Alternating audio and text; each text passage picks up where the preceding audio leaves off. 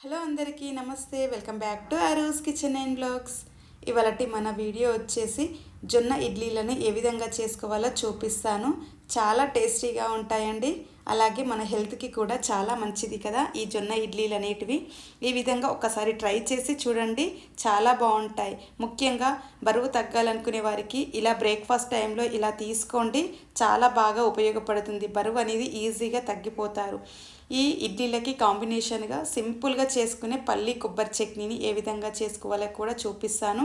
దీని కాంబినేషన్ చాలా బాగుంటుంది. ఇలా ఇడ్లీలు చేసుకొని పల్లి చట్నీ ఈ విధంగా చేసుకొని చూడండి, టేస్ట్ చాలా బాగుంటుంది. ఇప్పుడు ఇవి ఎలా చేసుకోవాలో చూసేద్దాం. దీనికోసం ఒక గిన్నె తీసుకొని ఇందులోకి ఒక 2 గ్లాసుల వరకు జొన్నలను తీసుకుంటున్నాను. ఇక్కడ నేను చిన్న గ్లాస్తో తీసుకుంటున్నాను. ఆ తర్వాత ఇంకొక గిన్నెలోకి ఒక హాఫ్ గ్లాస్ వరకు మినప్పప్పును తీసుకోవాలి. ఇక్కడ నేను పప్పును తీసుకుంటున్నాను. మినప్పప్పు మనం గుండు పప్పు అయినా తీసుకోవచ్చు. నేను ఇక్కడ వక్కపప్పు ఉంటుంది కదా, దానిని తీసుకుంటున్నాను.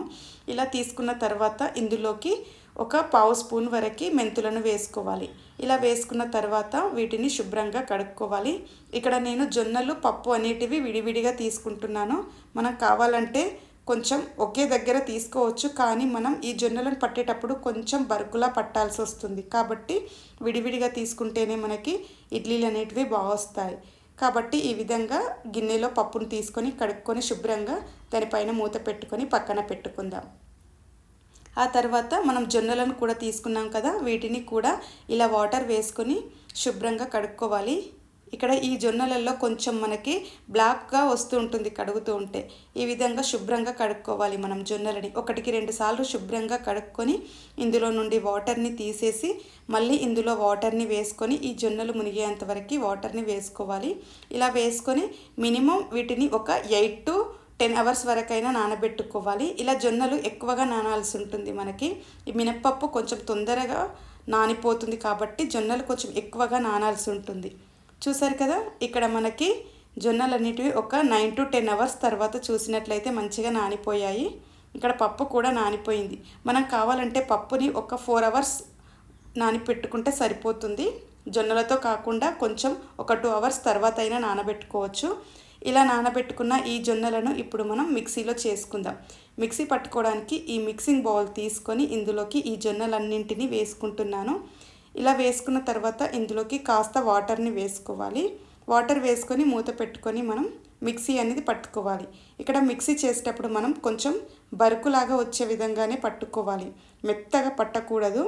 చూసారు కదా, ఇలా పట్టుకుంటే మనకి తెలిసిపోతుంది. ఇలా కొంచెం నూకలాగా మనకి ఇడ్లీ రవ్వ ఉంటుంది కదా, ఆ విధంగా నూకలాగా వస్తే సరిపోతుంది. మెత్తగా పట్టకూడదు. మనం ఈ విధంగా పట్టుకొని ఇప్పుడు ఒక గిన్నె తీసుకొని ఇందులోకి వేసుకుందాం.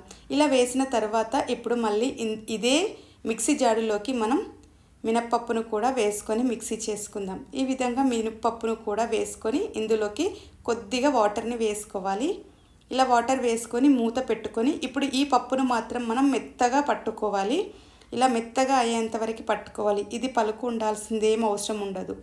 ఇలా మెత్తగా పట్టుకొని మనం దీనిని కూడా ఈ గిన్నెలో వేసుకోవాలి. ఇప్పుడు ఇలా గిన్నెలోకి ఈ జొన్నపిండి పట్టినాం కదా, ఇదే గిన్నెలోకి వేసుకోవాలి. ఇలా మొత్తం ఇందులో వేసుకున్న తర్వాత ఒకసారి అంతా బాగా కలుపుకోవాలి. ఇక్కడ నేను చేయితో కలుపుతున్నాను. మనం కావాలంటే స్పూన్తో అయినా కలుపుకోవచ్చు, కానీ మనకి చేయితో కలిపితేనే మనకి మంచిగా కలుస్తుంది కదా, అందుకోసం నేను చేతితోనే కలుపుతున్నాను. ఈ విధంగా అంతా కలుపుకున్న తర్వాత ఇందులోకి ఏం వేయాల్సిన పని లేదండి. ఇప్పుడు మనం మూత పెట్టుకొని ఒక 6-7 అవర్స్ వరకైనా అలాగే పక్కన పెట్టుకోవాలి. ఇలా ఓవర్ నైట్ నానబెట్టుకొని మనం మార్నింగ్ బ్రేక్ఫాస్ట్ చేసుకుంటాం కదా, ఇలా నైట్ మిక్సీ పట్టుకొని ఓవర్ నైట్ అలాగే ఉంచామంటే మనకి చూసారు కదా పిండి మంచిగా పులుస్తుంది. ఇప్పుడు ఒకసారి పిండిని అంతా బాగా కలుపుకుందాం. ఇలా కలుపుకున్న తర్వాత ఇప్పుడు ఇందులోకి తగినంత సాల్ట్ని వేసుకొని అంతా బాగా కలుపుకోవాలి. ఇక్కడ మనకి ఈ పిండి అనేది కొంచెం గట్టిగా అనిపించినట్లయితే కాస్త వాటర్ని వేసుకొని కలుపుకోవాలి. ఇక్కడ మనకి ఇడ్లీ బ్యాటర్ కన్సిస్టెన్సీ తెలుస్తుంది కదా, దాన్ని చూసుకొని అడ్జస్ట్ చేసుకోండి వాటర్ని వేసుకోవడం. అలా వేసుకున్న తర్వాత అంత బాగా కలుపుకోవాలి. అలా కలిపిన తర్వాత ఇప్పుడు మనం ఇడ్లీ పాత్రలను తీసుకొని ఇడ్లీలు వేసుకుందాం. దానికోసం ఇప్పుడు ఇక్కడ ఇడ్లీ పాత్రలోకి డైరెక్ట్గా కొద్దిగా ఆయిల్ని వేసుకొని అయినా ఇడ్లీలను వేసుకోవచ్చు, లేదా మనం కొద్దిగా వాటర్ని తడి చేసుకొని కూడా ఇడ్లీలను పెట్టుకున్న మనకి సాఫ్ట్గా వస్తాయి ఇడ్లీలు అనేటివి. ఎలా అయినా చేసుకోవచ్చు. ఇక్కడ నేను మాత్రం కొంచెం ఆయిల్ని వేసుకొని ఇలా అప్లై చేసి ఆ తర్వాత ఇడ్లీలు అనేటివి వేసుకుంటున్నాను.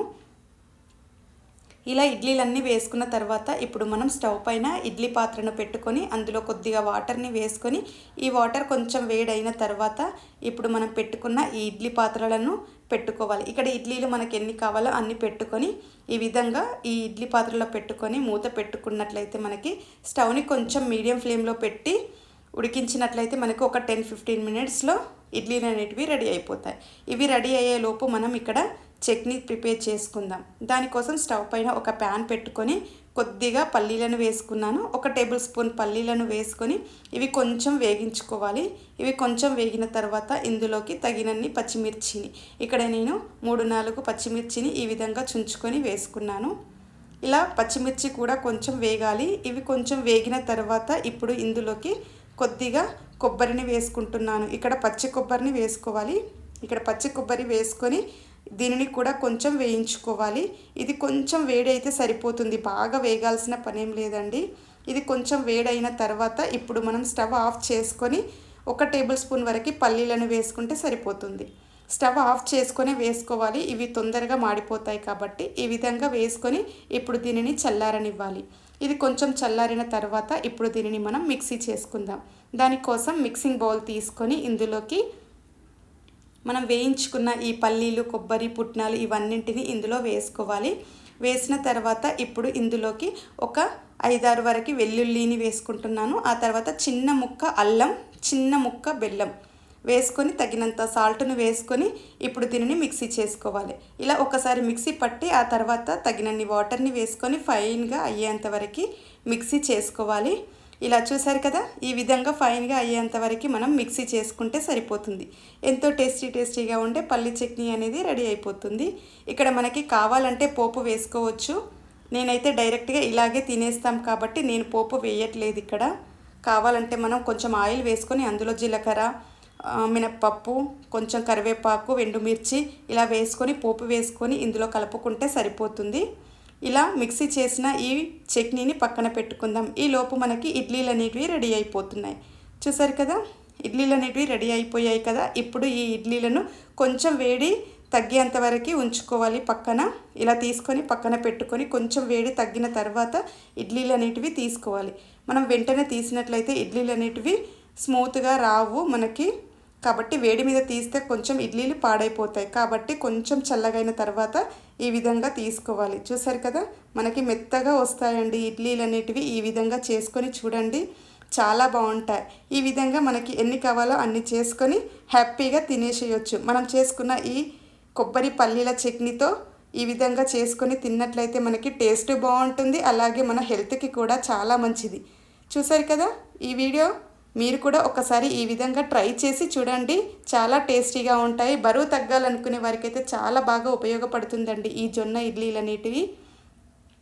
తప్పకుండా ఒకసారి ఈ విధంగా మీరు కూడా ట్రై చేసి చూడండి. ఈ వీడియో కనుక మీకు నచ్చినట్లయితే ఒక లైక్ చేయండి, షేర్ చేయండి, సబ్స్క్రైబ్ చేయండి మన ఛానల్ని. Thank you for watching.